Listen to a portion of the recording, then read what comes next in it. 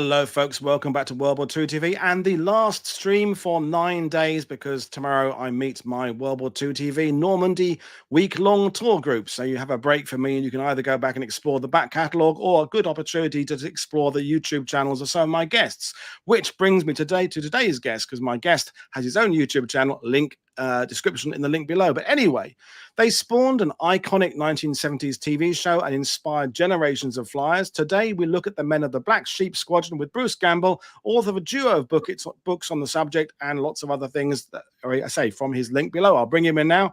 Good afternoon, Bruce. How are you today? I'm great, Paul. Good to join you. Thanks.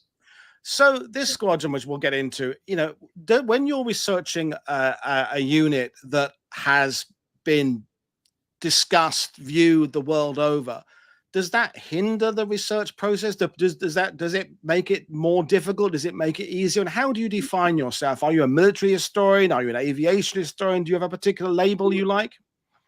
Well, I think military historian / author, yeah, that kind of works for me. I've been able to take what I was given through unusual circumstances and sort of build that into a career that spans 7 books, 7 nonfiction books. So I feel pretty satisfied with how all of that turned out for all the hard work. But to your point, a book like these, a 400-page narrative book can take 2 years worth of research and then another year of writing. So it's not a fast project at all. So in the case of VMF 214, it was already well known back in World War II. It was a public relations darling squadron. Published a lot in the media, in the newspapers, and I'm probably a couple of newsreels across the war years. And so being that it was already famous, there was quite a lot of documentation available. National Archives and at the Naval History Center and the Marine Corps archives, lots of documentation. And then I did get lucky with the individuals that I met and the doors that they opened for me. So that might be a good segue into starting off here with. Yeah, well, let's get going. So we're going to hand it over to you. And folks, you know the score. If you've got comments and questions, we're kind of far away there, but there's plenty of slides, plenty of information. So I'm imagining quite a few of your questions will be addressed as we go along. But I'm willing and happy to just sit back and learn about these guys because it was a big series. When I moved to France, I hadn't seen it when I was a kid in the UK. If it did make it to the UK, it was on at a weird time of day. But in France, it was one of the big ones, and I think I first discovered it when I moved here. But I'm really intrigued to hear about the real guys. So over to you, sir. Yeah, the show definitely put VMF 214 back on the map, beginning, almost 50 years ago. I was a freshman in college when that show premiered in September of 1976. So we're literally coming up on 50 years here in just 2 more years. But it was Hollywood, and we can talk about that a little bit later down the road here. Yeah. I don't have any specific slides about the TV show, but I can talk chapter and verse on it if we get the right questions. As far as doing a presentation on the real guys, I've got this series of slides that I think will lead us through, and I'll start out with just a real basic, well-known shot that is, it's a bit iconic with some of the pilots from the second combat tour led by Greg Boyington standing on the wings of a Corsair.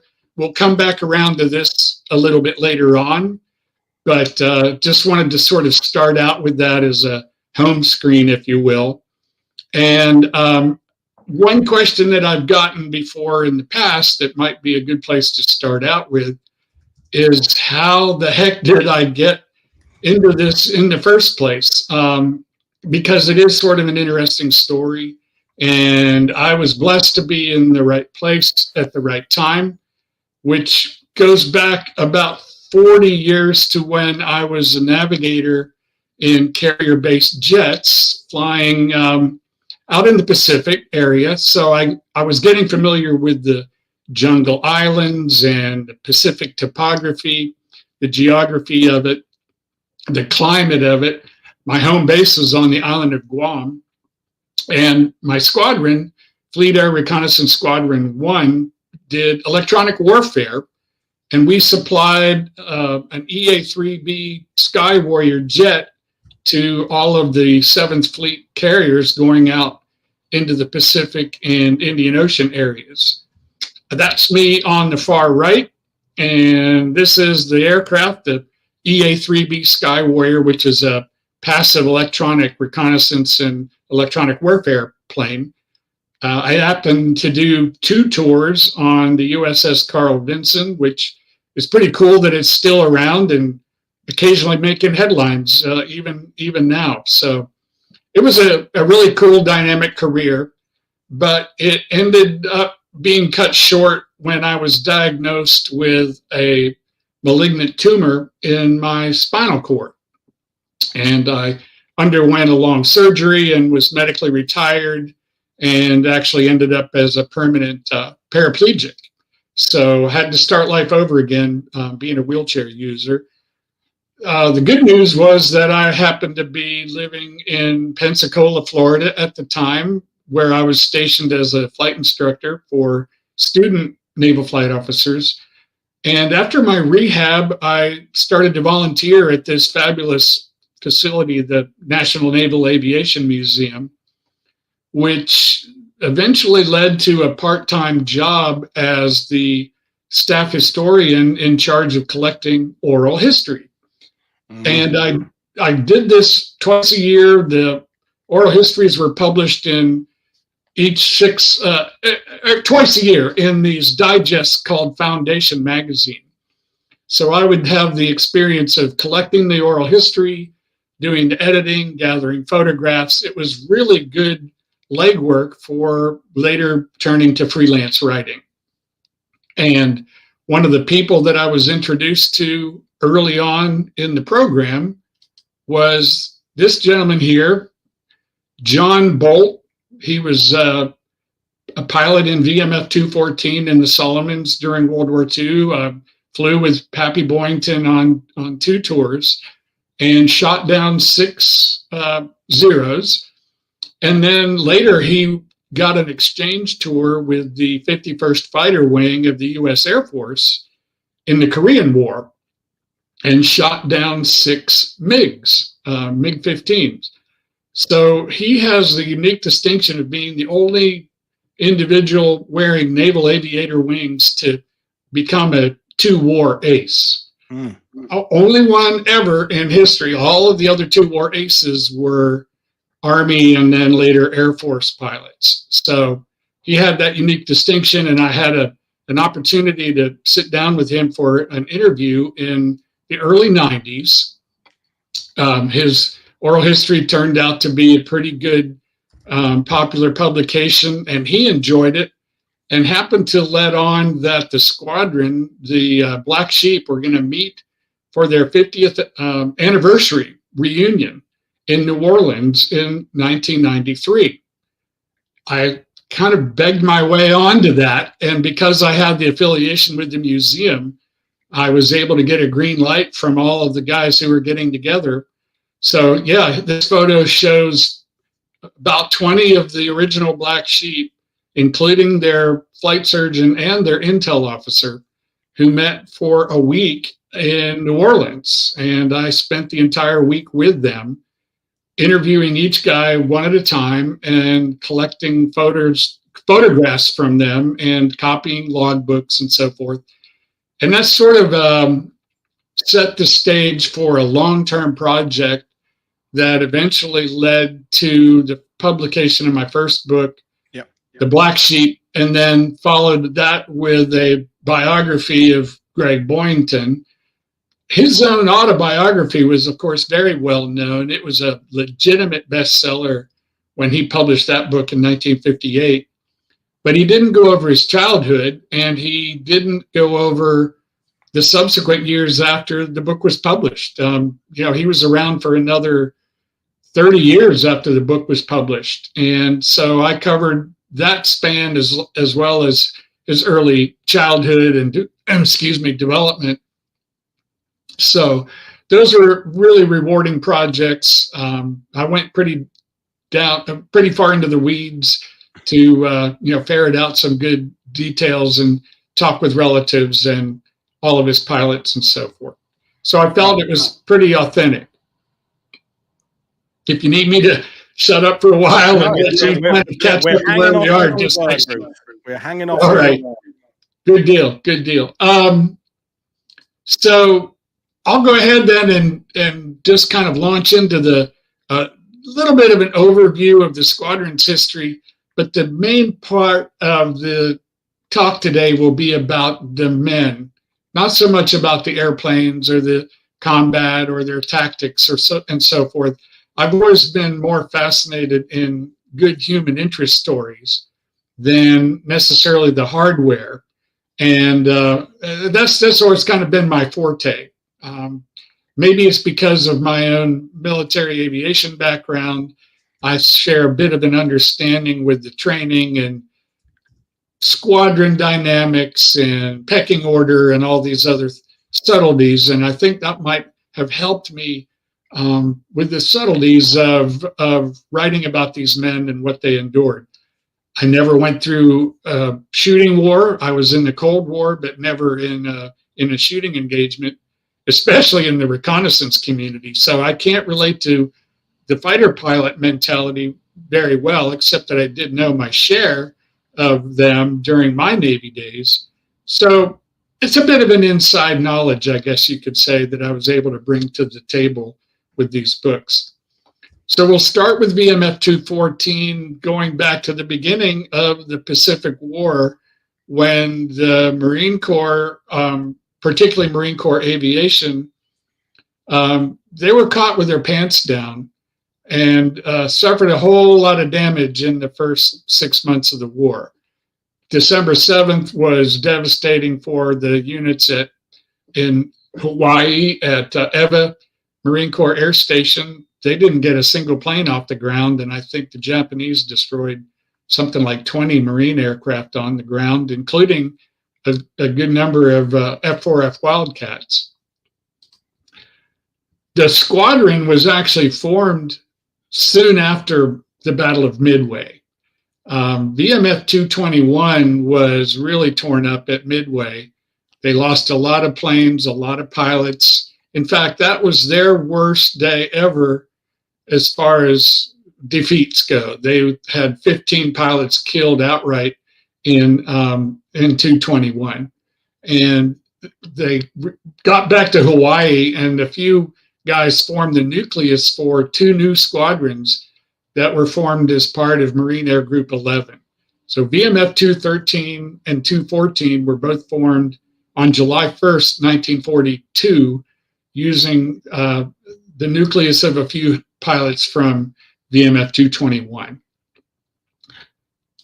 They trained for, that looks pretty fuzzy on my screen. I hope it's not quite so grainy that you're seeing it, but the pilots had a pretty remarkable number of Ivy Leaguers in that first unit. It was quite a surprising number, in fact. The gentleman in the middle, Captain Henry Miller, was a graduate of Harvard and Harvard Law and was an attorney in Philadelphia before the war started. The guy on the left-hand side of the screen, Charles Lanphier, was a Stanford guy. His father was actually a high-ranking staffer on General Hap Arnold's staff in the War Department with the Army. And then on the right, John Burnett was not an Ivy Leaguer, but ended up being sort of an influence later on in that squadron's history, not in a great way, just kind of a a sort, not necessarily a negative influence, but he contributed to a lower level of morale than a fighter squadron should have in a combat situation. But a lot of Ivy Leaguers. There were 2 from Yale, 1 from Harvard, 1 from Princeton, 1 from Stanford. It was amazing the number of elite universities represented in that first group of 28 pilots. How important was it, Bruce, that they managed to, despite all these very intelligent, Ivy League people coming in, and we've done shows in the past with Damon Stout about VMF 114, I think it was, but and yet keeping that Marine Corps identity, because if you lose the kind of the essence of the Marines, you lose something, but you also need to bring in these new skilled people who grew up with aviation. I mean, it seems to me as someone who doesn't know much about this subject, that recipe was sort of got right at the beginning. Would you agree? I do agree. And I would like to also balance the fact that there were so many Ivy Leaguers or elite university guys in the squadron with the fact that there were also 4 enlisted pilots. Right. These were, kind of crusty, salty technical sergeants who'd been in the Marine Corps a long time and did not have a college education at all. But they had qualified in the 1930s as naval aviation pilots, technically, wearing the NAP wings of an enlisted pilot. But the Marine Corps called them flying sergeants. And there were 4 of them in the first iteration of VMF 214. And they contributed a hell of a lot to the squadron's persona. Also, to your point, there were also just a lot of guys that had not necessarily a 4-year degree. They might have had 2 years of college at a land-grant university or something like that. They only needed 2 years to be able to qualify for flight training. And then at that point of the war, these were all people who had been in the service already before Pearl Harbor. So they had been training for a while just to get through the basic and primary flight training syllabus. Several of them, including Henry Miller, had actually gone up to Canada and got their initial training with the Royal Canadian Air Force, thinking that they were going to maybe get a chance to get over to England and join the RAF over there. The Marine Corps got wise to this and sent recruiters up to Canada and actually lured quite a few of them back down into the Marine Corps. And that's how Henry Miller got into the Corps after being trained by the RCAF. And he happened to praise the high quality of instrument flight training that he got with the RCAF, which he imparted then onto the younger pilots in the squadron. So it was kind of a neat cross section of the type of training they got. But being in the Marine Corps as a pilot was voluntary. You went through training at a naval aviation training facility like Pensacola, and then upon commissioning, you had your choice, more or less. They'd already made the decision, but you basically commissioned either with Navy wings or you commissioned as a Marine Corps pilot, but the wings are identical. They wear the same gold wings. It's all part of the Marine Corps is basically under naval aviation as far as the training goes. Okay. So I think we probably beat that horse enough. We can move on a little bit to another guy worth talking about, another couple of guys, as a matter of fact. On the far left is the Princeton man with probably one of the most unique names out of the whole roster. His name is Ledyard Hazelwood. You don't find too many guys with the Christian name of Ledyard. And on the far right, well, not the far right, the guy with no shirt on is Dave Rankin, who was a legitimate first team consensus All-American receiver at Purdue, and had in fact been commissioned during a halftime ceremony during the All-Star game in 1941, when the University All-Stars played the Chicago Bears in the annual All-Star game. So he was a brute. I mean, really strong and bit large, and yet really a modest guy. When you add together all these different personalities and that Marine Corps panache, there's a style to it. You know, just a certain kind of savoir-faire, I think, that they all had, and a unique camaraderie. They knew what they were kind of badass, and they liked that persona. Okay, their first aircraft that they took into combat was the F4F Wildcat, the Grumman Wildcat. They initially got -3s, which had just the 4 guns and a little bit more ammunition per gun. But soon after, they traded those in and got the -4, which initially wasn't quite as popular because it had the 6 gun with a little bit less ammunition per gun, which cut down on the firing time a little bit. But it was a good aircraft for what it was, for what it represented at that time. And it was the frontline fighter in both the Navy and the Marine Corps in late 1942 and early 1943, because the Corsair was still undergoing its growing pains and wasn't going to hit the combat status until early 43 in the Solomons.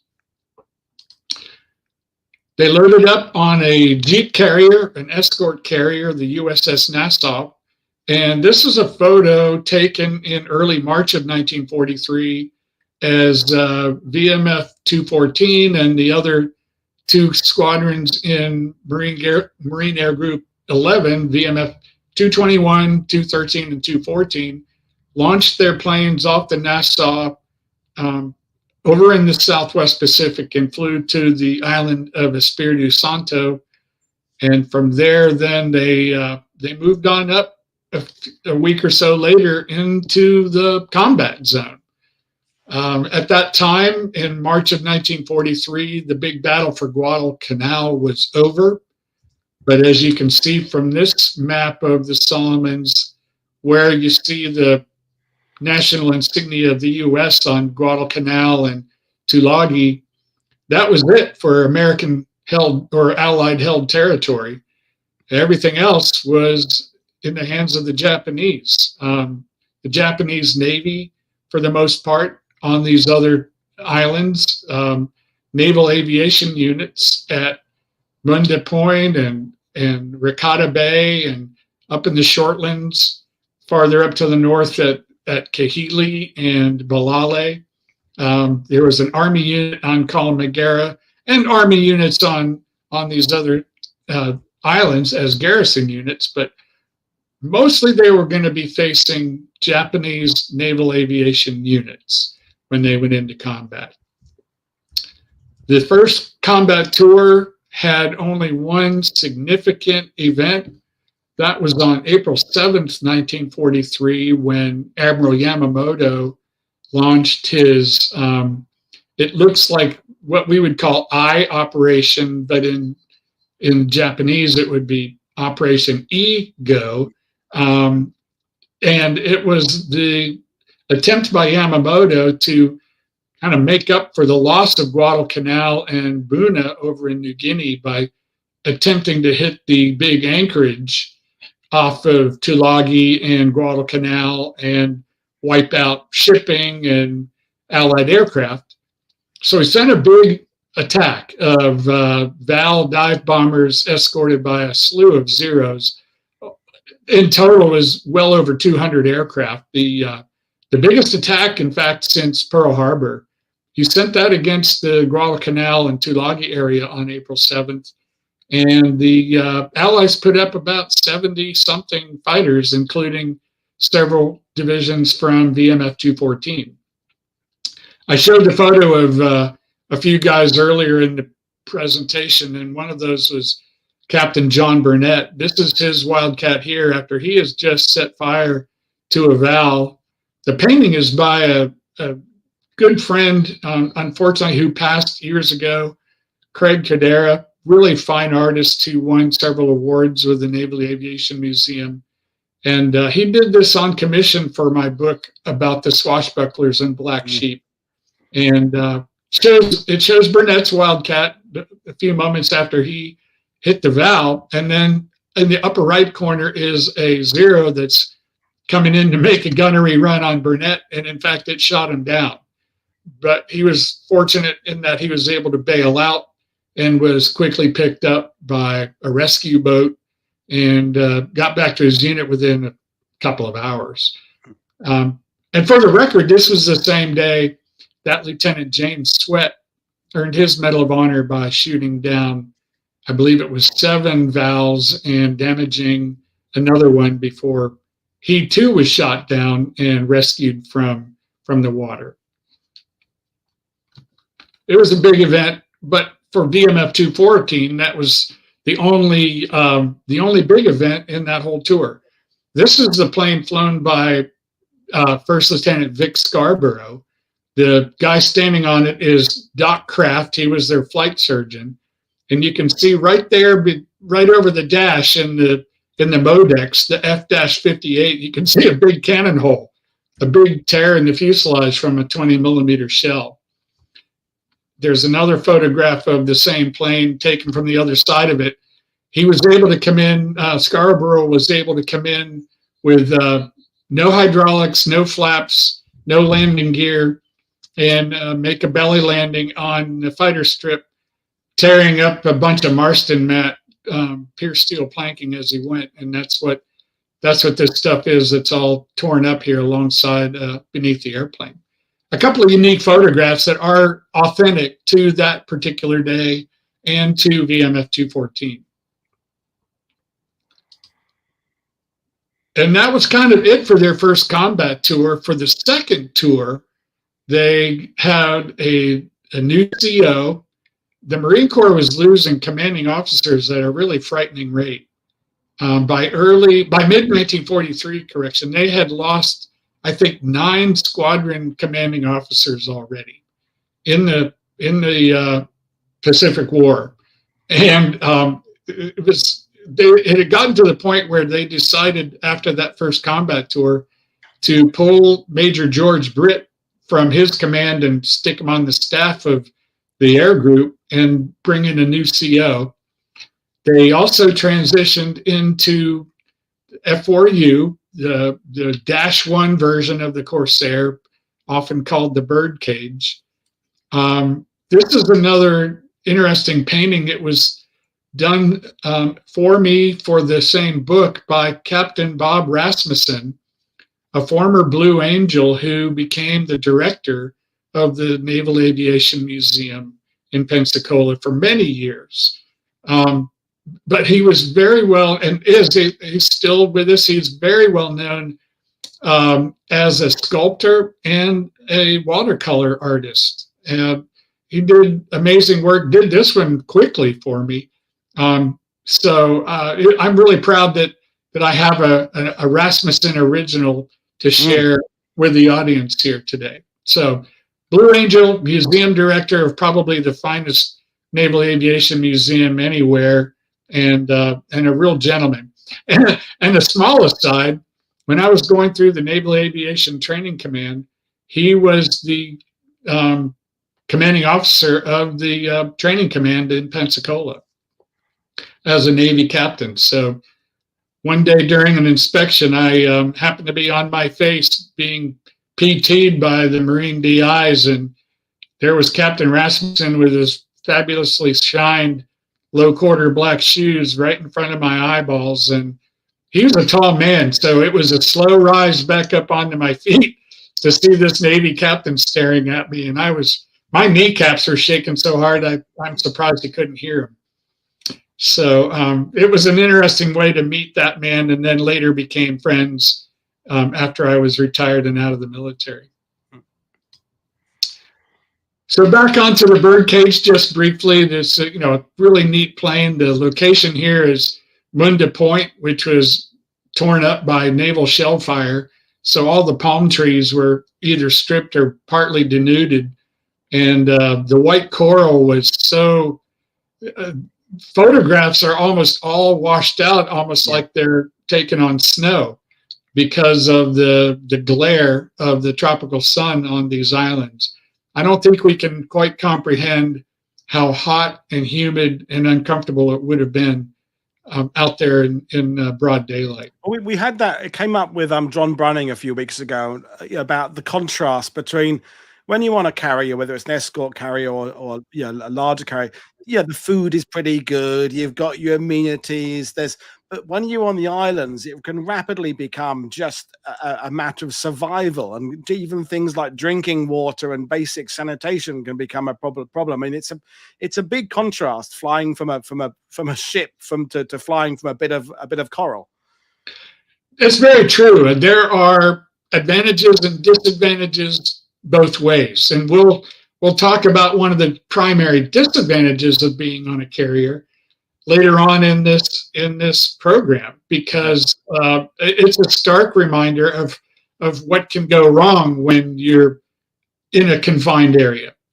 But you're right. When you're on a tropical island in primitive conditions, just getting through one day into the next could be a massive challenge. And I have some more slides that will address that, and we'll pause and talk about that a little bit. So I'm glad you brought that up.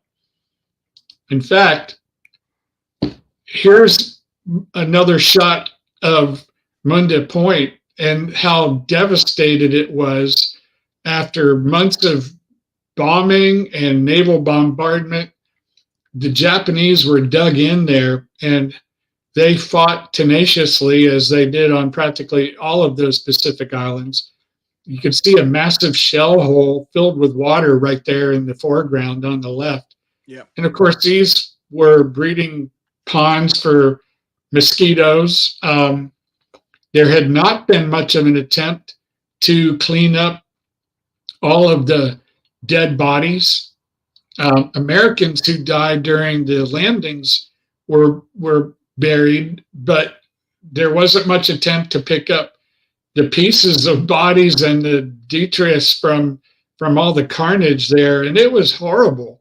I mean, guys were talking about the flies and the stench, and of course the germs and the infections that led from all of that in those awful conditions with the heat and humidity. So their food, they had food insecurity. They had health issues left and right with dysentery and malaria and dengue fever. The Japanese would send harassing bombers almost every night, and it only took one bomber, the ubiquitous washing machine Charlie, which was usually either a G3M, a Nell, or a G4M, a Betty. The two types were twin engine bombers, and their engines weren't well synchronized, and so they sort of sounded like a washing machine, the old-fashioned style washing machine, which gave birth to that nickname. They just got that ubiquitous washing machine Charlie. It only took one to tickle the radar and get an air raid alert, and the sirens would go off and the searchlights would come on, and if a plane were caught up in the cone, the AA guns would go off. The guys would, jump out of their cots and jump into a slit trench or a bomb shelter, and typically those were full of rainwater because of the torrential rains that fell almost every day. I know in one occasion, and this is one that one of the pilots or one of the squadron members wrote about, they jumped into a bunker, a bomb shelter, to find it was half full of water with rats swimming around in it. Oh. So you hardly knew whether you were getting out of the frying pan into the fire or the other way around. Let's see if I don't have another slide to refer to that. Well, Well, I do, but we'll come back around to that a little bit more. I do want to talk about it. And it's the sequence may not be in the best order, but I do want to come back and talk about the flying sergeants again, because it turned out that one of them, Tech Sergeant Alvin Jensen, was the first fighter ace in VMF 214. He earned the first Navy Cross in VMF 214, and had a very unfortunate fatal accident after the war. He was the guy, some people might not have ever heard this before. I believe he was flying an F2H, one of the very early Navy jets, and was firing the 20 millimeter cannon that were fitted in the nose, and literally shot himself down. He was going so fast that he flew into his own shells. Oh. And that happened during, I believe he was at the Naval Test Center. It might have even been at Pax River when this occurred. I don't have a whole lot of particulars. This can be probably Googled and have some more information. I neglected to do that before coming on today, but he had this most unique and unfortunate fatal accident early on in the testing of the early jets. But anyway, back to Alvin Jensen, one of the really capable pilots, even though he did not have a college degree, which just goes to show that formal education really doesn't have anything to do with how good of a pilot you might be or not be. Certainly guys with a high level of education were not very good pilots, or maybe they were too analytical, didn't really think on their feet very well. So formal education and piloting skills don't necessarily go hand in hand. Another ace to talk about while we're still on the topic of the first two combat tours, this was Bob Hansen, taken in during the second combat tour. He had been one of the replacements that joined the squadron. So he was a youngster. VMF 214 was his first squadron assignment. And he did score a couple of victories with 214 and incurred some damage. This damage that he's being photographed with happened in August of 1943 when he did rescue his wing leader from being shot down. He shot a zero off the tail of Captain Stanley Sinar, but then in turn was jumped by a couple of zeros who put some big shell holes in his starboard wing before he was able to jink out of the way. And he doesn't look too happy about it in this photograph. You might even say he looks a little bit shaken up, and rightfully so. Hansen then later went on to fly two more tours, both of them with VMF 215. And that is when he had his meteoric rise to almost tie the victory record. He got all the way up to 25 victories and was posthumously awarded a Medal of Honor before he was shot down and killed off of New Ireland in February of 1944. But Hansen got his start with one tour in VMF 214. I think that might be the last person we'll talk about in the first two tours, because then after those two tours, their replacement CEO, a guy named Pace, Bill Pace, was killed while testing a Corsair that had undergone an engine change. It conked out on him. He tried to dead stick land at Bonica Airstrip in the Russells, and came in, the trajectory wasn't right, and Pace tried to bail out, was too low, hit the water, and was killed. John Burnett, who I've referred to before, took over as the interim CEO, and the pilots just didn't have much faith in him. And unfortunately, the morale went in the bucket because of that. And they also had a lot of illness and dysentery from all the disease at Mundus. So the squadron was in a bad way when their tour wrapped up. And it just so happened that that is when Greg Boyington came along. He had been, this is all pretty well documented, he had been with the American Volunteer Group in Burma and China right after technically after the war started. The Flying Tigers were not in combat until after Pearl Harbor. But he did fly with the AVG until April of 1942. He was paid for 2 aerial victories and should have been paid for several that he got as victories on the ground. In other words, planes that he destroyed in a strafing run against the Japanese field at Chiang Mai in Thailand. But he was not satisfactorily paid for those, and that really was a bone of contention with him for the rest of his life. So he kind of creatively decided to say that he had 6 victories. Technically, he had 2 aerial victories and 3.5 victories for planes he destroyed on the ground, and he rounded that up and claimed 6 victories. He just didn't make a distinction.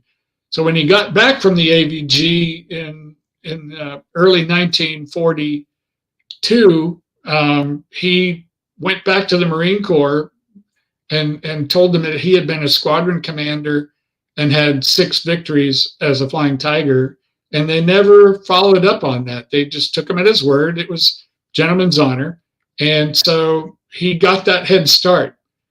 He ended up actually parking cars for a while, working at a Seattle garage, waiting for a chance to get back into the Marine Corps. But finally, he did get reinstated.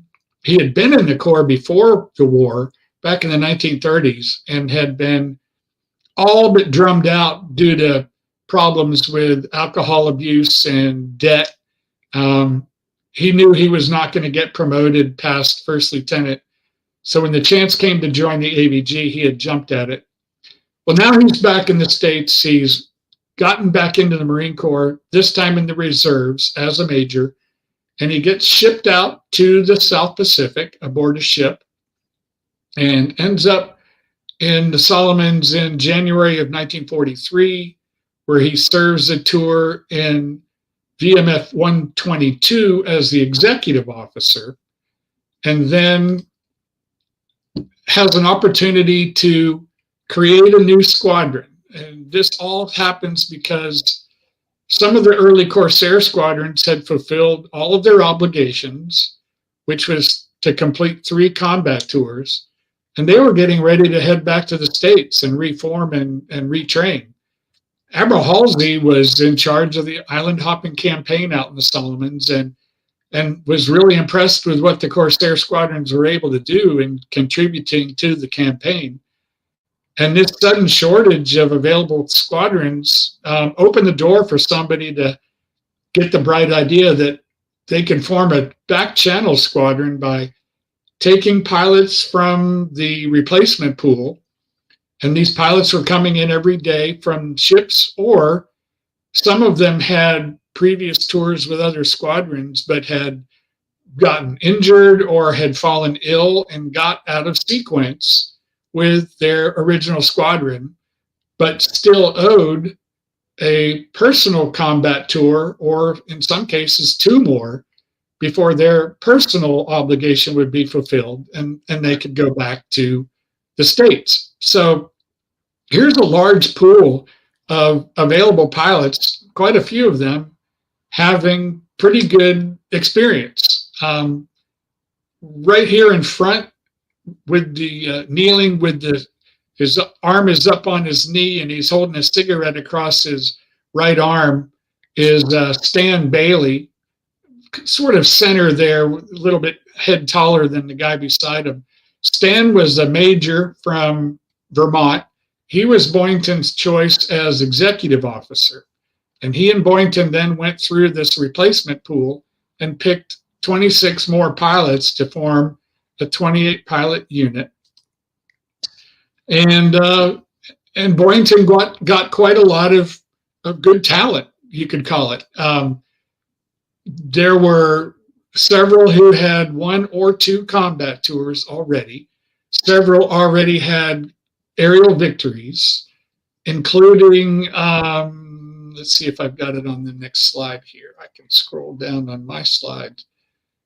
Let's see where we are. Excuse me, just bear with me for a second. Yeah, okay, so this guy here on the left, Alan McCartney, Hank McCartney.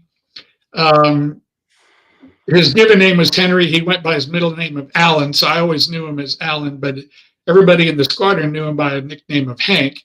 He actually had 4 victories already, which was more technically than Greg Boyington had if you're counting aerial victory. And then over on the right, another key ingredient to the success of the new squadron was the man chosen to be Boyington's intel officer, First Lieutenant Frank Walton, who the strength that he brought to the squadron was the fact that he had been a cop with the Los Angeles County Sheriff's Department for quite a few years. He was a former Olympic caliber swimmer, a record holder, in fact, with the Hollywood Athletic Club. He was a big guy, about 6'3" or 6'4", really muscular. Like I said, a former cop.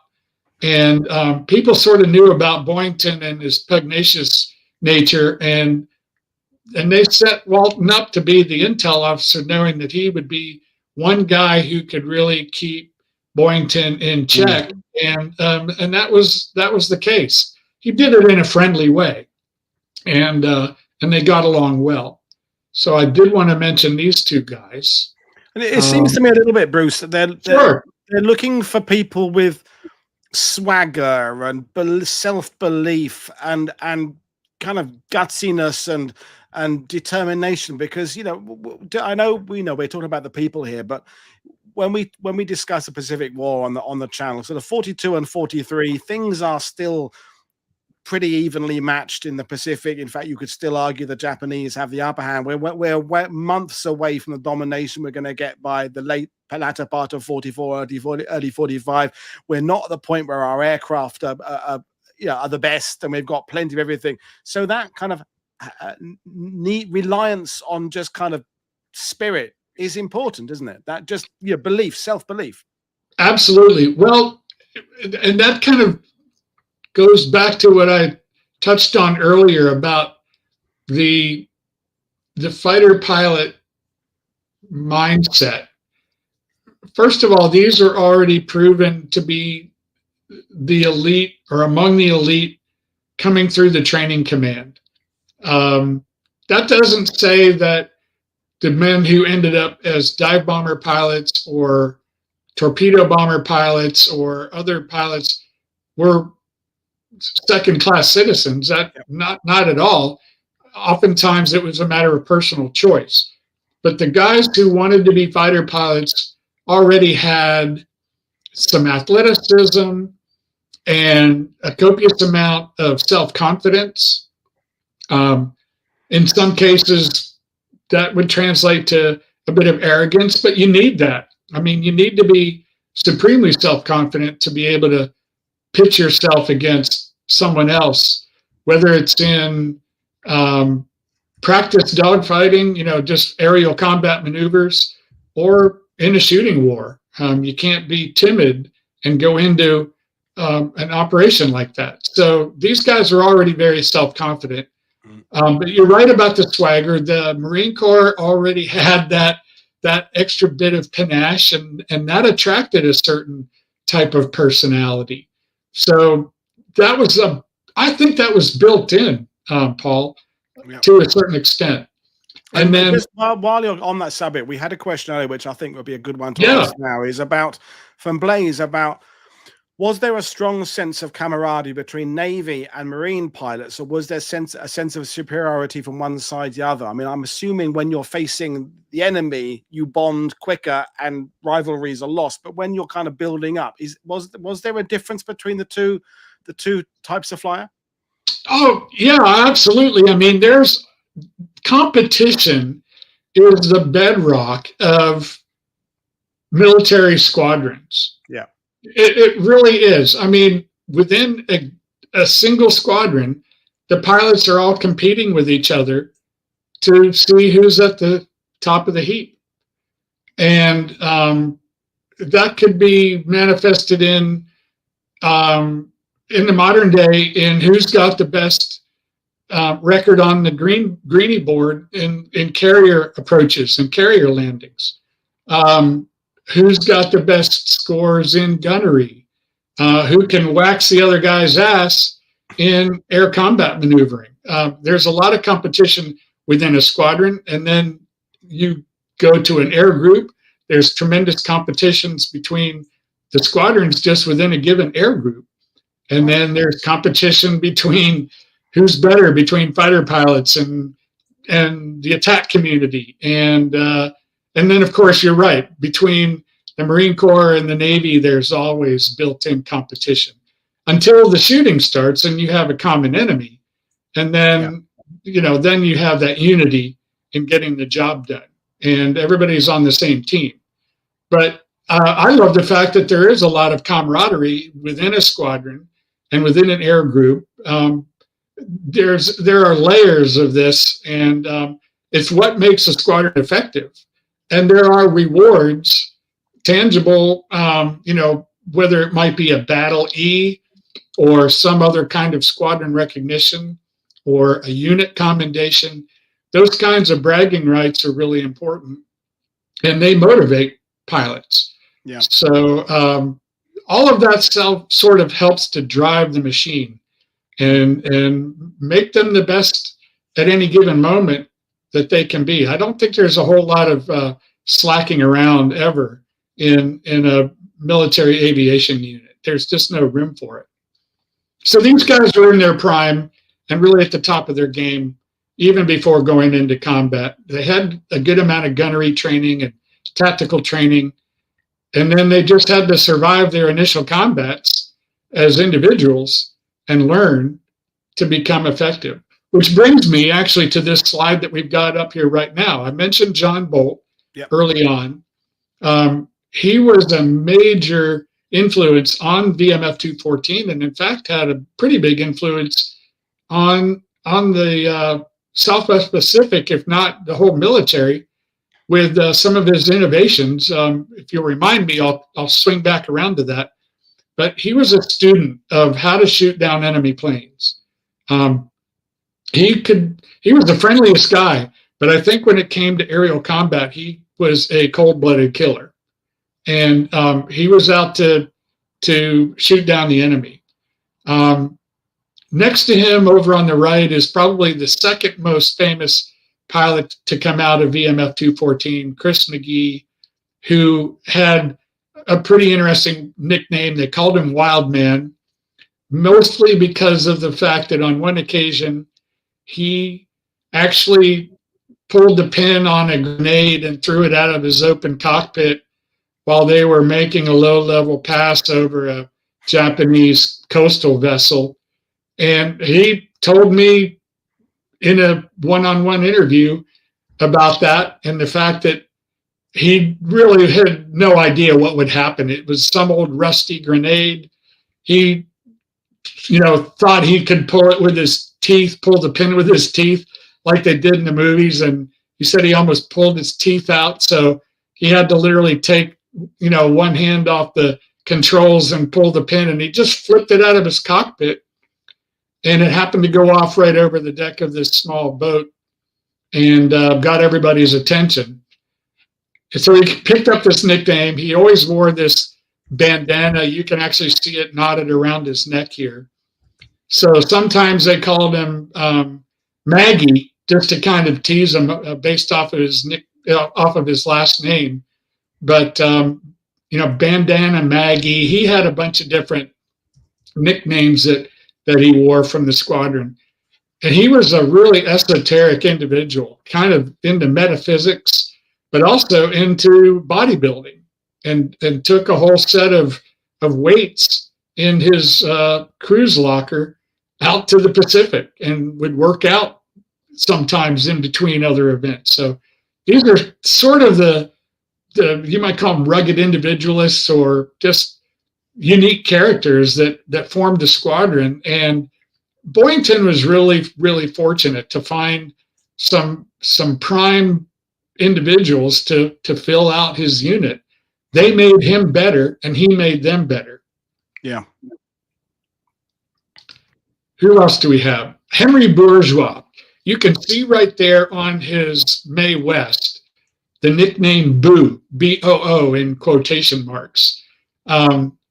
He ended up having to ditch his Corsair one day off of Rennell Island and paddled ashore and stayed with a native tribe for a few days before he was picked up by a flying boat. And during those few days, the elders came to him seeking his help with sign language. One of the women in the village was extremely pregnant and was in labor, and they thought he could help her. And they brought her into the hut where she was in labor, and he gave her some aspirin out of his first aid kit, and he said he just kind of pretended like he knew what he was doing. He was practically in shock. He had no idea what to do, but he went through the motions because he didn't want to, make her more frightened. So he tried to stay calm, went through the motions, and she had a successful birth. And the village elders were extremely grateful, and they really almost made him a deity. They called him Boo because they couldn't say his last name of Bourgeois. He was a Cajun from New Orleans. And they gave him all kinds of memorabilia that he kept the rest of his life. So really fascinating little story there. Wow. Over on the right are two close friends, Tom Emmerich and Edwin Harper. Harper was always called Harpo. What stands out about Harper in particular is how, and Emmerich as well, look how fit they are. They're not ground pounders, they're pilots, but it takes a lot of core body strength to be able to withstand high G's. And if they're pulling 4 or 5 in a Corsair, that would have been pretty extreme. And you're approaching blackout there or gray out in that kind of environment. And their core body strength was really good. Also, Frank Walton, being the former swimmer, used to make them swim out in the lagoon on a regular basis and keep them in shape. So I just wanted to add that slide to show what kind of physical shape they were in. And even with all the bad food and the miserable living conditions. When times were not too bad, they actually had some pretty decent conditions. For example, here on the island of on Bonica in the Russell Islands, they had some pretty good conditions where the let's see, I'm losing my own slide count here. They would have hard shell Dallas huts with, in some cases, with an electric light bulb, or maybe even a place to plug in a radio, but still pretty primitive. But at least they were hard shells with screened-in windows and a legitimate cot. On the right there, you can see Tom Emmerich sitting on the cot, and he's got his leather flight jacket there behind him, hanging on the wall, and some mementos and so forth. But on the Russell Islands, the conditions were kind of idyllic. It was almost like being on a little bit of a tropical paradise. But in contrast to that, you have the conditions like here on Munda Point, where it was so horrible with all of the stench and the decay. And this is what their quarters were like on Munda Point, where they would just have these rotting canvas pyramidal tents with, they were lucky to have a wooden floor. And in many cases, there was a hole in the middle of the floor, which is their bomb shelter, a slit trench, or the the slit trench would be just outside. And if the air raid sirens went off, they'd get up and, throw off their mosquito netting and run outside and jump into that slit trench full of water. So conditions there were pretty bad. By the time they got up to the second combat tour led by Boyington, they were starting to get up into the area of the Upper New Georgia group and Vella La Vella, which I don't show here on the map, but it's that national insignia just above the word New in New Georgia. And then up into Bougainville at Torquay Bay, where the Seabees built some fighter strips and bomber strips right there after the invasion of Bougainville in early November of 43. And this is where the Black Sheep did most of their really intense fighting during the second tour over Rabaul, which you see up there in the upper center part of the map. And that was the main Japanese stronghold in that region where the Japanese funneled Army and Navy material down from Japan and then funneled it from there either down to New Guinea before they lost New Guinea or over into the Solomons. So that was their big central fortress with a whole lot of personnel, about 100,000 Navy and Army personnel, 5 airfields, a huge harbor capable of holding an entire fleet. It was a big, tough nut. And that's exactly where the Black Sheep and the Allied bombers and all of the heavy fighting took place during that second combat tour in late 1943. One of my favorite photos, an ensemble photo, you could call it. This was taken during the second tour and shows mostly the guys from the South. They were nicknamed the Yam Heads, and they were all from southern U.S. states. The driver is a Marine Corps war correspondent who frequently drove them around when he dropped the pilots off for a mission. Dropped them off on the flight line, and you can see they're all, getting ready to be dropped off and go out for mission. Somebody snapped a photograph. It's a really great casual shot. One guy that I'll point out is in the very back with the baseball cap. That is Doc Reams, who is from Arkansas. He was a Navy lieutenant. His nickname was Diamond Jim because he was a real good poker player. So he was about he was almost an encouragement to Greg Boyington as far as providing booze. Boyington was able to, usually have a bottle of something around. He did not like beer very much, but he did prefer hard liquor. And there was always medicinal brandy and usually a case or two of scotch floating around. And Boyington did have some allies who helped him get it. And if he couldn't get it, Doc Reams was always around with little Lejeune brandies in his medicinal brandy footlocker. And that just kind of goes to show this was one of their quiet moments, probably in the Russell Islands, where they were able to have a squadron luau of some kind. They all look like they've been drinking a while. They're not really, they would be kind of borderline disheveled. But, there on the islands, uniform integrity was pretty lax. So there really weren't a whole lot of rules and regulations. And Boyington was especially casual when it came to that. So I think his men followed his example. Once again, we'll start with Doc Reams. He's on the left holding what looks to be a big bottle of beer, probably a 16 or maybe even a 30, a big bottle. It's a good sized bottle of beer. Next to him is the administrative officer, the adjutant. His name is Art Little. He was a non-pilot officer who was really associated with the rear echelon. his family was the Little Brown Company, the big publishers out of New York City. So he was actually an elite New York playboy, and had this this administrative job with the squadron. But he loved to be around the pilots whenever he could.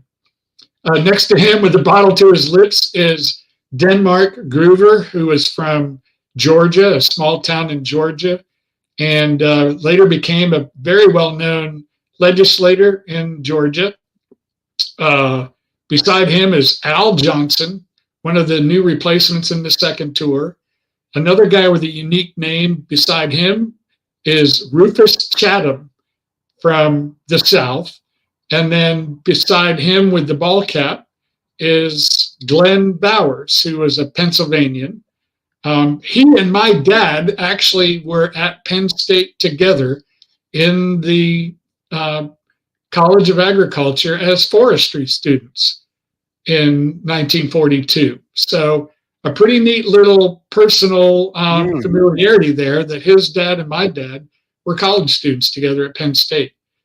Greg Boyington is there with the Garrison cap on, and a little bit of a pie-eyed expression on his face. Next to him is Harry Johnson, another Southerner from Birmingham, Alabama. He was the youngest, and actually then became the last of the black sheep to shoot down a Japanese plane, and that record still holds. There's never been another pilot from VMF 214 or any of its other modern day iterations to shoot down an enemy plane. So Harry Johnson holds that unique distinction. The tall guy right there, almost to the right, I don't know. He is unidentified. And then to his right at the far end of the screen is a Pennsylvanian named Gellin Doswell. Not a lot about him, just one of the replacement pilots, a young guy. But it's neat to have an ensemble picture like this of the guys in a casual moment. And is this kind of the era when they're starting to be noticed? Yes, it is. And we will talk about that PR machine here in just a second. I think that, we're coming right up on that here in just a moment. Okay, I've got one or two other neat ensemble pictures here. This one is kind of a pride and joy for me because I got to know all but a couple of them. These are all from Pennsylvania. And the reason they were gathered together is that there were more pilots from Pennsylvania, which is my home state, than any of the other states in the U.S. Henry Miller, the one that I mentioned earlier in the program, who's the attorney, is on the far left. We'll go across the back row then. That's Glenn Bowers again from the Harrisburg area, who went to school with my dad. Bob Bragdon is in the center of the back row from Pittsburgh. I did not get to know him because he died of natural causes after the war. To his right, or to our right, excuse me, in the back row is Sandy Sims from Philadelphia. And then back to the front row, I mentioned Henry Miller already on the left. And then Bob McClurg, who was a 7 victory ace from Skaneateles, New York. In the center is Paul Mullen, whose nickname was Moon, from a popular comic book strip back during the war. Moon Mullen also was an ace, but tragically was killed in a mid-air collision over Japan after the war ended. So he actually didn't make it back home. Next to him is Ned Corman, who I got to know very well because he too was a Penn Stater and was from my same county. His home farm and my little village were only 10 miles apart. And after we became familiar with each other, he became quite a good friend for the rest of his life. And then on the far right of the screen is Fred Loesch, who grew up in a very tiny town in Pennsylvania on a family farm that did not have indoor plumbing or electricity in the 1930s when he was going through school as a young guy. So it's kind of a stark reminder that, you know, a few years before the war, there were a lot of folks in the United States who, you know, didn't have very much in the way of what we would consider, you know, routine household infrastructure. They were primitive. They were very primitive conditions on some remote farms back in those days. Now let's see if we can't talk a little bit more about that PR machine. A great photo here taken, I believe this was actually taken on the strip at Barracoma Strip on Bella Lavella during the second tour, but it's a lineup featuring all F4U-1s, all birdcage version Corsairs, but it's a great study in a lineup of planes with their engines turning. It's just a fabulous photograph. Next up, because I want to kind of be mindful of the time here, we're getting into some of the PR now. This was New Year's Eve on the left-hand side. I don't want to seem like I'm putting too much emphasis on drinking, but it did take place. It's just happening naturally, I think, Bruce. It's fine. Yeah, I mean, Boyington was the leader in that as well as in aerial combat. He sort of set the standard, but they had some big, you know, just raucous parties in his tent. Typically, you see in the very front is a guy looking at the camera holding a tin cup. They mixed up what they called limeade. They poured every bit of booze that they could find into a jug, and I think somebody's holding the jug in the background somewhere. But they mixed up all this bug juice with all the booze they could find and just made a batch, and then passed it around until they were all feeling happy. And they had quite a big repertoire of songs that they sang in multi-part harmony. These guys all came from an era when their entertainment was either a record player or a radio, or if there was no electricity or nobody had a wind-up Victrola, they sang their own songs, college songs, fraternity songs, and they were good. I mean, you know, there were obviously guys that didn't have a good singing voice, but there were enough who did that they could carry the tune for the whole squadron. You get 28 or 30 guys in a big pyramidal tent on a steamy night with a bunch of booze and, you know, pretty hazy with cigarette smoke and probably some cigars being passed around and singing some songs that were pretty colorful. And that was as good as it got for those guys. That was where the camaraderie really came to the forefront. Well, we don't want to go down a massive rabbit hole, but one of the things when we've talked about bomber groups, whether they're British, American, Canadian, whatever, is that a bomber crew, by kind of definition, live in each other's spaces. So they, you know, you've got that bond. You've got when someone's up, someone else is down. Someone, you know, who's down is buoyed by someone who's up. But fighter pilots, by definition, you're on your own a lot. So when you're doing your work. So to me, it seems incredibly important that when you're not flying, you are gathering together like this and keeping very much as a team, because we had a question earlier about, you know, was there a high rate of burnout in some of these units? But I'm assuming that the more buoyant the spirit is when you're not flying, the fewer the cases of burnout, the fewer the cases of people who are struggling. I mean, you're always going to get some. Mental health is obviously a serious issue, but these photos to me are just are symbolic of just an incredible spirit that's going to keep people going when the chips are down. Those are excellent points, and they're really accurate. They held each other up when they would have these squadron, you know, their own entertainment when it was quiet and they could get together. They lived in, you know, maybe in 8 men to a tent. So they had that bonding right there.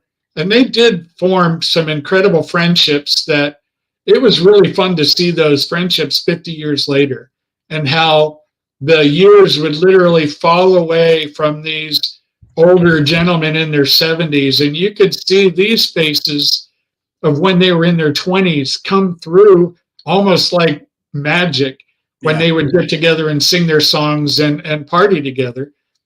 Booze was a pretty big part of that reunion culture still. But I want to go back to something you mentioned. The fighter pilots, yes, they were alone in the cockpit, but they also spent a lot of time on the tactical elements of flying in a two-man section, where you had a section leader and his wingman. And then you had 4-plane divisions where you would have a division leader, his wingman, and then a section leader and his wingman forming a 4-plane division. And they would fly together in a tactical formation. They would perform the famous Statch Weave to, check each other's six and be able to cut off any plane that might be trying to, enemy plane that might be trying to get in on one of the division members' tail. So they fought together in 2-man and 4-man units, and they tented together in those units. So they had that integrity all the time. And then they would, get together at meal times, or when they had an evening when there was a stand down and they didn't have to fly the next day. They were given periodic breaks. They were not on the combat schedule every day. There were stand downs for maintenance and stand downs for weather. So there were occasional breaks where they could kind of regenerate. Even if the food was horrible and the living conditions were horrible, if they had a little bit of booze and they had some music and they had each other to kind of prop each other up, that got them through 3 combat tours. Each of them was obligated to complete a series of 3 combat tours lasting approximately 6 weeks each. So that was quite a bit of time. It would end up to be most part of a year overseas before they could get back home.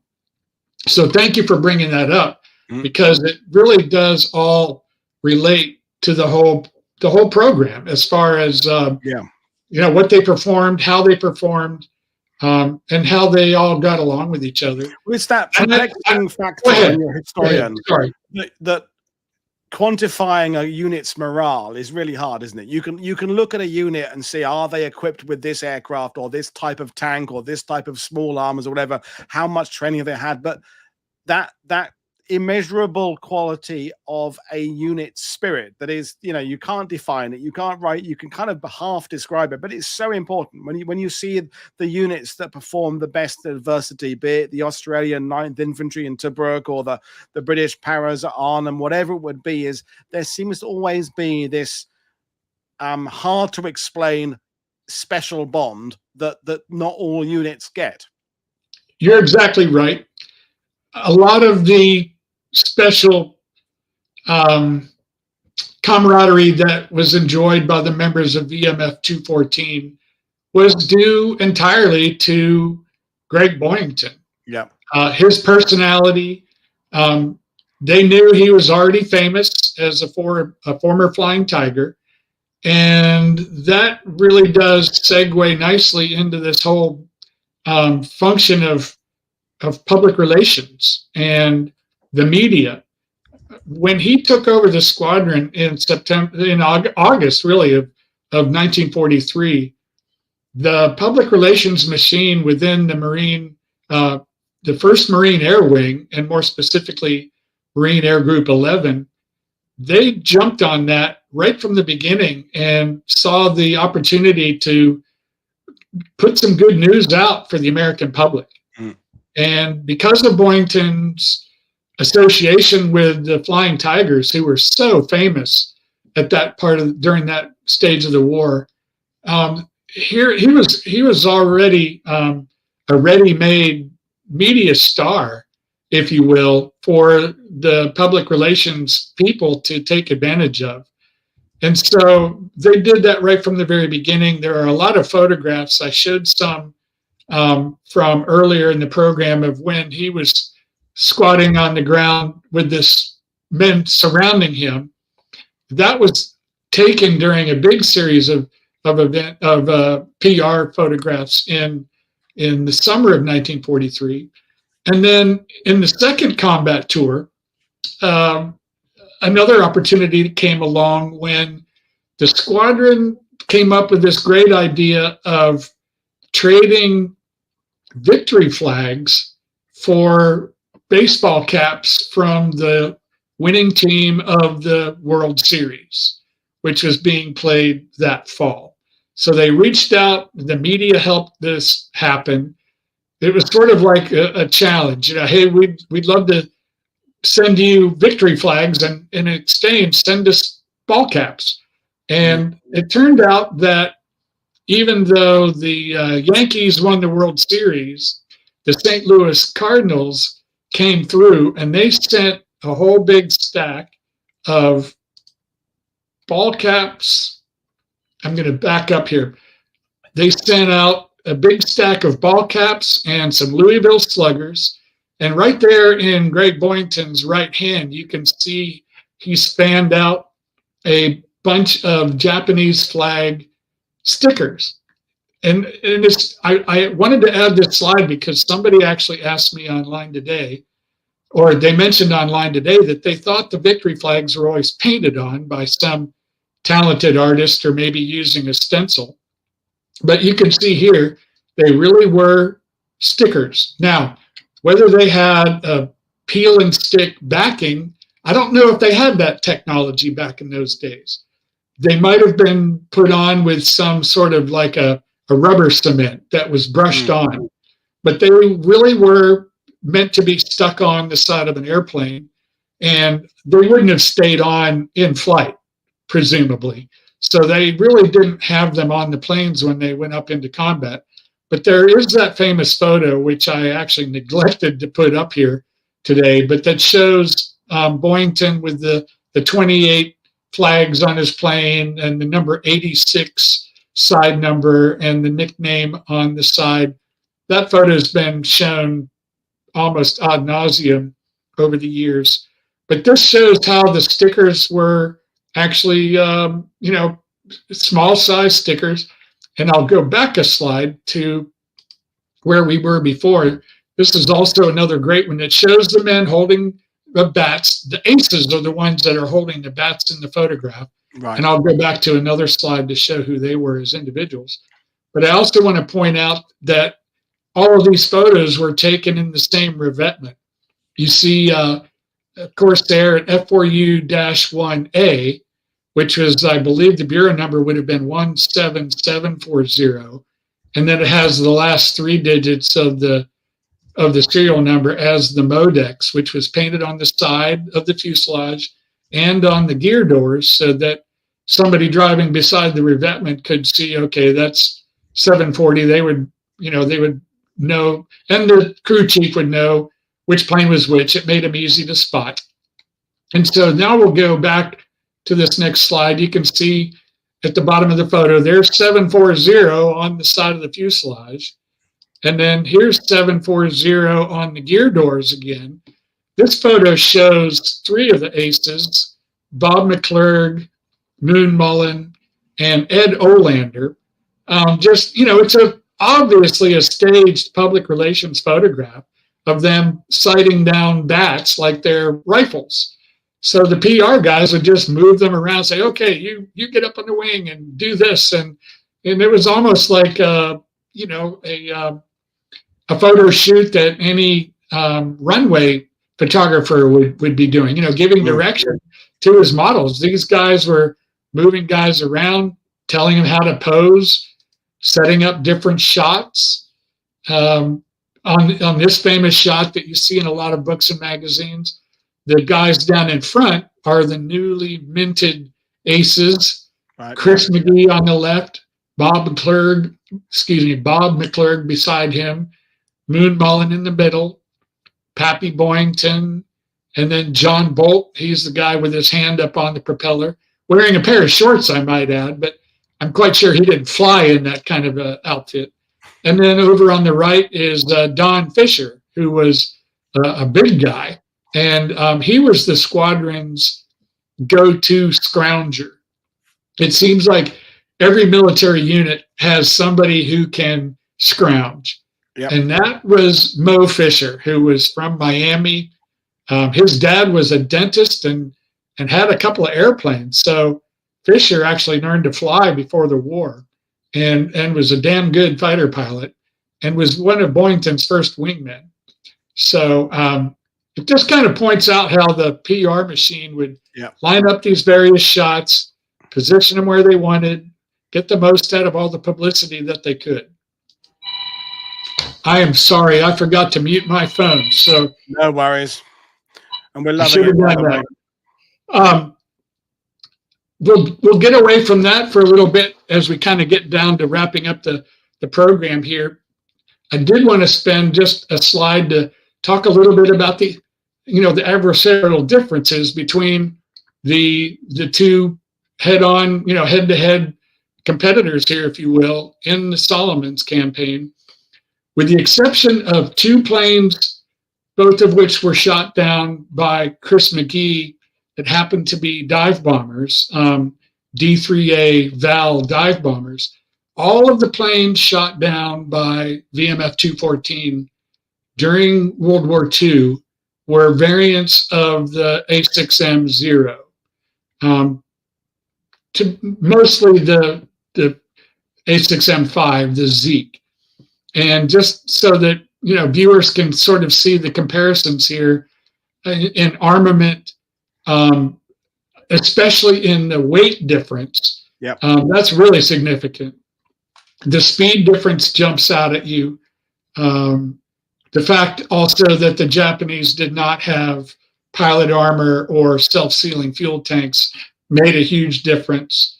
So those are just some of the key differences in the two planes. And I took some pains to make the two side views to scale. So you can see how much smaller the Zero is compared to the Corsair. Not a huge amount, but you can just see how much heavier and beefier the Corsair was. And that brought a lot of pilots home because, going back to that slide with Bob Hansen, they could get significant damage from 20 millimeter explosive shells and still get back. One of the pilots, Bill Case, took a round that hit the engine and ricocheted out through a cylinder and out through the exhaust stack. And the engine kept running. It leaked a little bit, but the engine was still functional and he was able to get back and land and get the thing repaired. So it literally spit a bullet out through the exhaust stack because the compression was just so high. There's so much power being generated by that Pratt & Whitney. And while we're on statistics, during the two tours led by Greg Boyington, they lost 11 guys, 9 pilots in combat, 2 pilots in operational mishaps. Boyington himself was shot down and captured. 6 were wounded. So the overall casualty rate, as you can see, was really high. And they lost a lot of planes. We'll talk about this again in just a minute, but back in those days, squadrons just lost an astonishing number of airplanes and people in wrecks, in operational crashes. And it was par for the course. It was considered acceptable.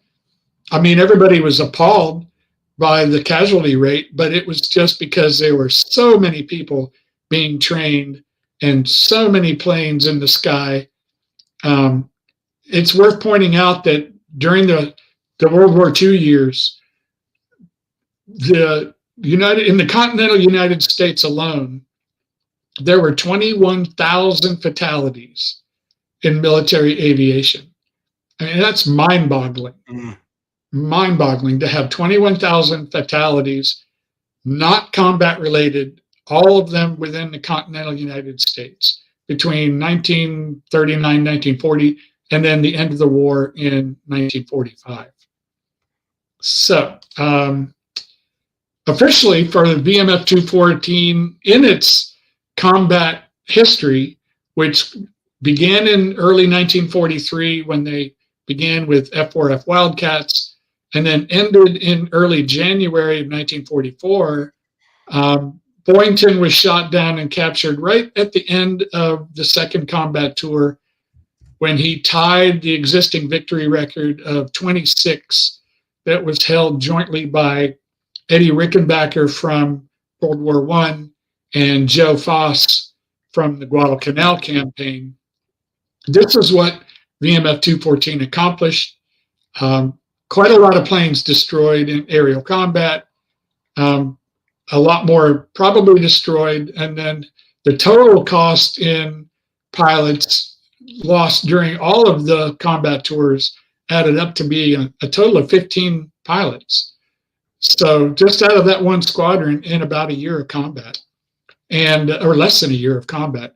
And then if you add up all the planes lost in operational and combat, you've got nearly 40 planes there, 39 total, due to combat or operational accidents in the span of about 10 months. So, pretty high cost of doing business. And on the balance sheet, though, you have these personal victory credits with Boyington, who was shot down with 26, and then his record was later amended to 28, and that's the standing record now as the highest within the Marine Corps. Chris McGee was the next in the squadron with 9, and then so on down the list there. Bill Case did have one previous with another squadron, and I mentioned Al Jensen, who had one later in the war with another squadron. And I didn't mention down there towards the bottom with Hank McCartney, actually 4 of his came from a previous squadron, and he got one additional with VMF 214. But that's a lot of guys achieving ace status within just one unit, which sort of is a testament to how intense the combat was during that stage of the war. They faced a lot of Japanese and a lot of capable Japanese units, as you hinted at, during that period of time. There is still one more iteration, and that was after Boyington was shot down and the squadron tour came to an end in the Solomons. The unit number was rotated back to the States and reformed in California near Santa Barbara at Marine Corps Air Station Santa Barbara, which is located in Goleta, California. So VMF 214 was reformed with 40 pilots, but there was one guy who was a bit of continuity to the original unit under Boyington, and that was Stan Bailey, who was Boyington's executive officer. He was now the CO of the newly reformed VMF 214, and they were transitioning into the advanced models of the Corsair with the knowledge that they would be deploying aboard a flat top at the end of approximately 1 year of pretty intense operational training in the U.S. It's kind of interesting that this was the first time the squadron had actually been in the States since they were formed in Hawaii, which is still technically a territory back at that time. So this was the first time 214 was actually in the continental U.S. And they did train for a year. They took the Black Sheep moniker to heart, and they acquired a black ram that they named Midnight.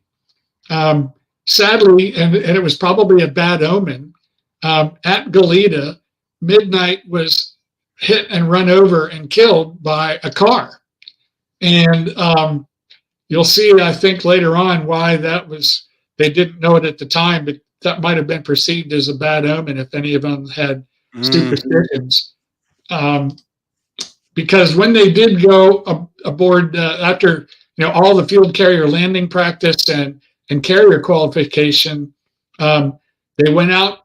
They qualified aboard the USS Ranger off the California coast, and then they deployed aboard the USS Franklin for a combat deployment. And those of you among viewers who who know about the Franklin probably know what's coming next. During the actual refresher course off of Hawaii aboard the Franklin, one of the Black Sheep pilots was killed in this accident when his fuel tank, his belly tank, detached from underneath the airplane and skidded forward on the flight deck and then split open and ignited. And that big ball of fire just, washed back over poor Ralph Houston and his Corsair, and he didn't survive that. And it just sort of put a bad stamp on what had happened to the squadron, or what would happen ultimately.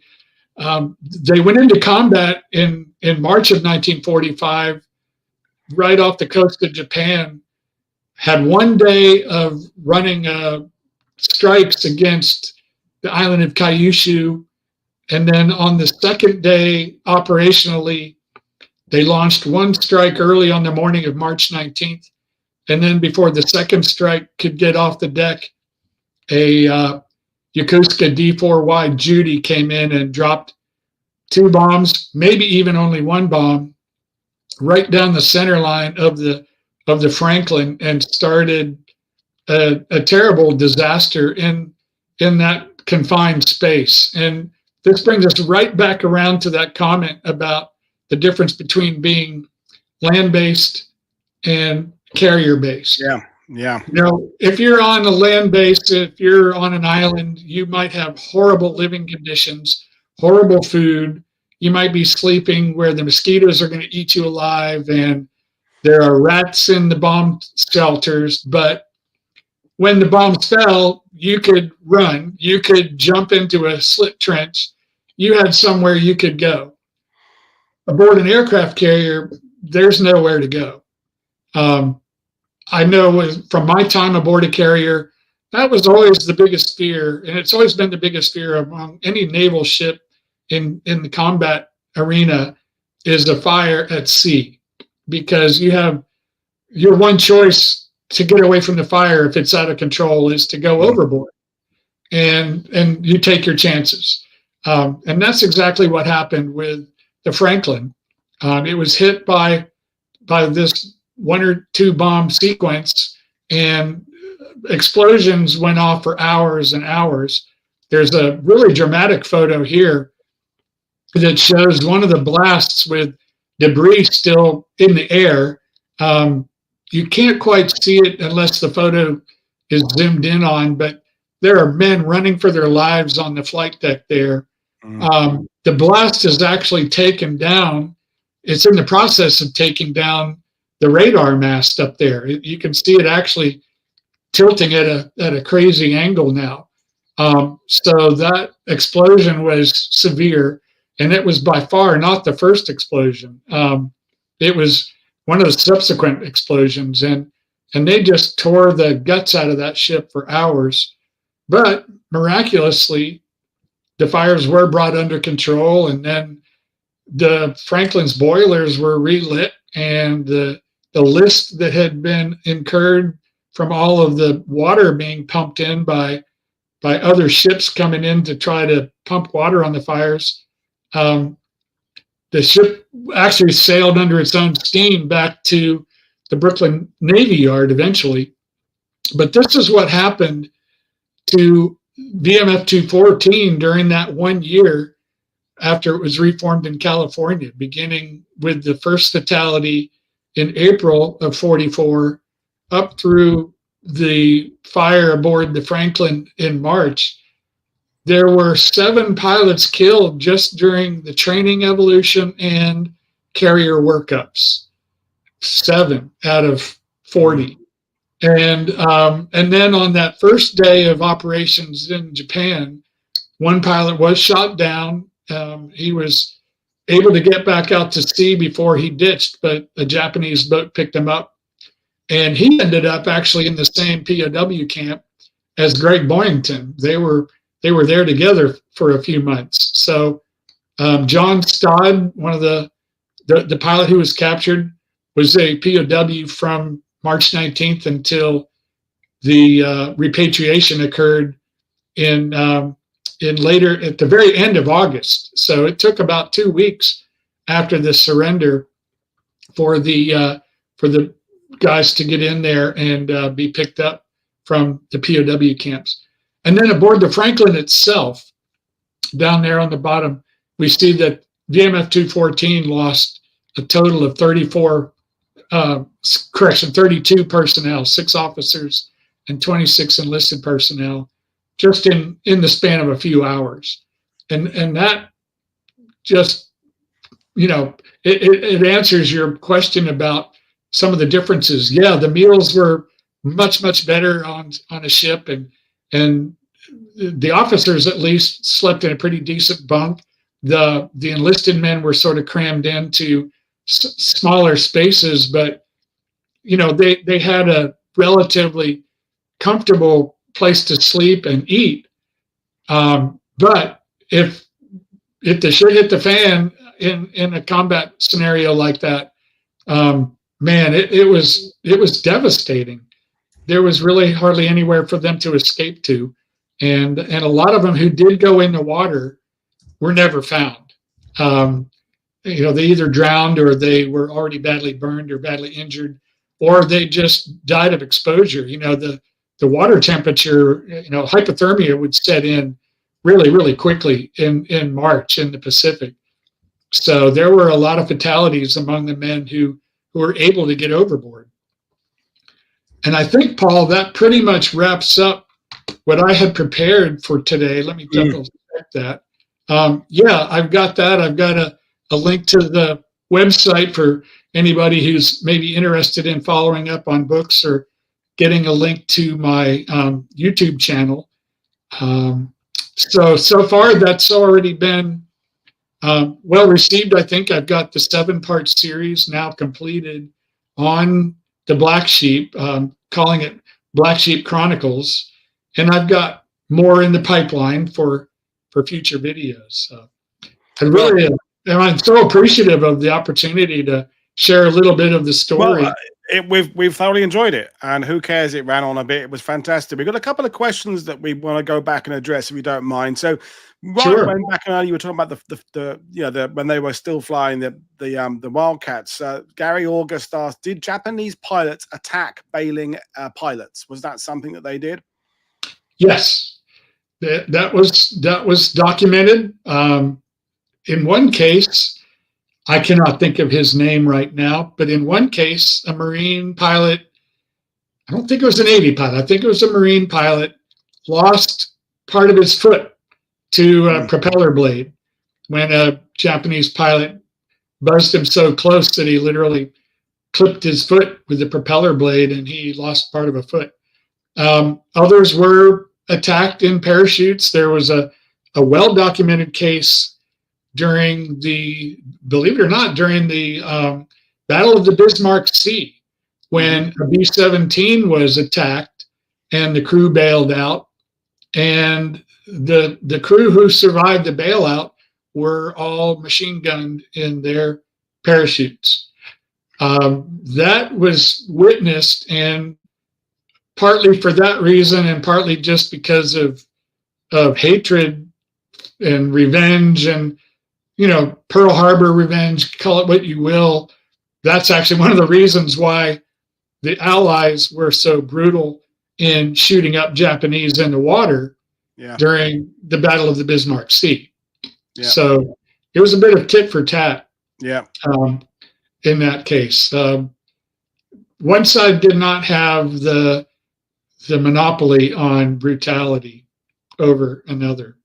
No, absolutely, a very good point to make there. Another one, left field question. Blaze is asking, did the Black Sheep ever meet the Royal New Zealand Air Force Corsair crews on Vella Levala?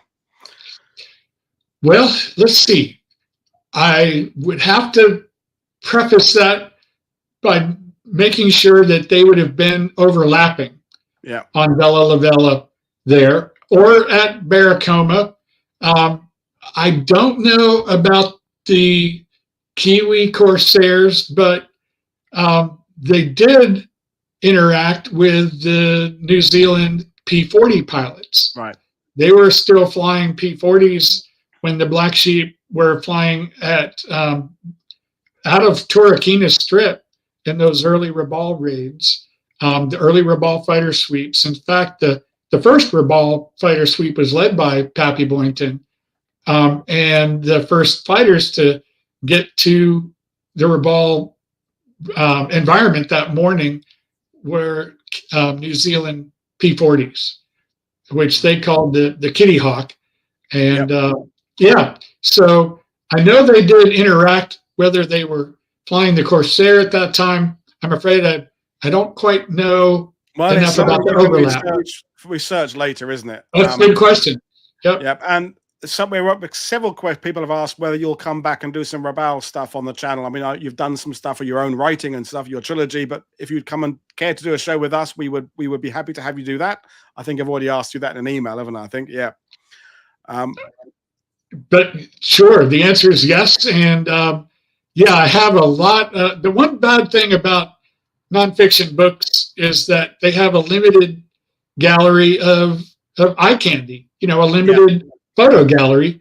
And I have a slew of great imagery that I could put together and have for presentations in the past. And it would be really a pleasure to put something together for a future episode for you. Talk about, talk about the 5th Air Force raids on Rabaul, or the invasion of Rabaul when the Australian garrison was there. If you want, we can break it up into different episodes too, because there's really a lot of territory. We can definitely do that. Yeah, but the last question, and I fear it's going to be a massive, great rabbit hole, but I'll kind of ask you to kind of just sort of summarize it, and maybe we can discuss it later on. And Andreas is asking, what did the Black Sheep think of the TV series? And Scott said, how did the Squadron members feel about their portrayal in the TV series? Now, I have some experience of the Band of Brothers guys and how they felt about the TV series, and it was fair to say those guys, it was a very much a mixed bag. They on some levels, they liked the attention it brought to them. In other cases, they kind of despised it. I'm assuming a similar thing for the guys. Yes, and I think probably a bigger disparity in one regard, in that, from my perspective anyway, as a military historian and a World War II enthusiast, I thought that Band of Brothers had just such a much more gritty, realistic flavor to it than the TV show, the Hollywood version on TV. And there were very good reasons for that. I did interview Frank Price, who is the head of Universal Television, as well as Stephen Cannell, who wrote the show and produced it. And you have to remember that the TV show, Black Sheep, later Black Sheep Squadron, aired not too many years after the end of the Vietnam War. Yep. And so, war themes were not really popular in that era. And so it was sanitized. That's why the plots were so they were almost like following the formula TV that was used in Westerns, where, you had lots of barroom fights and fisticuffs, and instead of cowboys and Indians, you had Marine pilots and Japanese. And it's a massive. They had far-fetched plots. Yeah, it's a massive conversation, but it's that era when TV was trying to appeal to more than one demographic. They obviously wanted the MASH audience for a bit of light comedy. They wanted, and Stephen Cannell later did the A-Team, which was kind of comedy, but also with action. Famously, no one ever died in the A-Team. They always kind of dust themselves down. So it was that era when you had to be, it was highly competitive, wasn't it? The 70s, the TV was kind of in its peak back then. And so you can see now, looking back at it, it was trying to be too many things to do too many people, groups of people. It's trying to be a serious aviation show and also lighthearted and a soap opera and a kind of a comedy. And it sort of ends up being sort of a 7 out of 10 on all of them, or 6 out of 10 on all of them, maybe. That's right. But to your point, Frank Price was the one who said, well, we've got to appeal to a broader audience, and we need to bring in more of a female eye candy. And they the last 2 seasons, they created Pappy's lambs. Oh yeah, I And, remember. these nurses. Yes. And so then it became just more and more farcical. And that's what the original pilots, to go back to the original question, the original pilots just rolled their eyes and, threw their hands up that the show had gotten so silly. And they would often say there were only 3 accurate things about the show, that Greg Boyington was the CO and the unit number was VMF 214. That part was true. And they flew Corsairs. And to their credit, Universal got Corsairs for the show. I mean, thank God they didn't do the usual routine of getting a bunch of T6 Texans and painting white stars on those and making those Corsairs. They spent the money to get real Corsairs, and who cares if they didn't have the right paint or weren't the right variant. I mean, a very, very infinitesimal fraction of people knew that difference. And so that's what people loved. They loved the Corsairs. They loved the fact that they edited in actual color gun camera footage. But that's actually what ultimately helped bring the show down, was people started finding out that those were real Japanese pilots in those burning airplanes. Were really dying in the footage. Yep. When that knowledge became more public, it helped to get the show shut down. Well, I feel like we could carry on talking about that for ages, but I feel Americans have the same kind of affection for it that I have for 633 Squadron, which is a pretty crappy war film. But when else do you get to see lots of mosquitoes actually flying in color and ripping across the sky? So yeah, the film was a bit lousy, but you get to see mosquitoes. So the same would apply to this. It's the TV is a bit iffy, but you get to see Corsairs flying about, and that there's nothing really wrong with that. So, well, we'll leave things there, Bruce. As I said earlier, folks, the links to Bruce's website are in the description below. You've also got it on the slide that Bruce showed. We'll welcome him back in the future, but that's me done for 9 days now. I do my tour. We're back with a fantastic week where we're looking at the Battle of Aachen, and then we move on to Action Africa. Then we've got a Volker and Scheldt Estuary a week of shows. Then there's going to be more Pacific content. Then we've got Hurtgen Forest and the Ardennes. We've got more Eastern Front stuff coming up. I'm a busy boy working all this stuff out. So it's been fantastic. So thanks for everybody for your questions. Thank you, Bruce, for enjoying us. My pleasure. And I will see you again next time. Cheers, everybody. Thanks for watching. Bye. Have a good day. Thanks, Paul.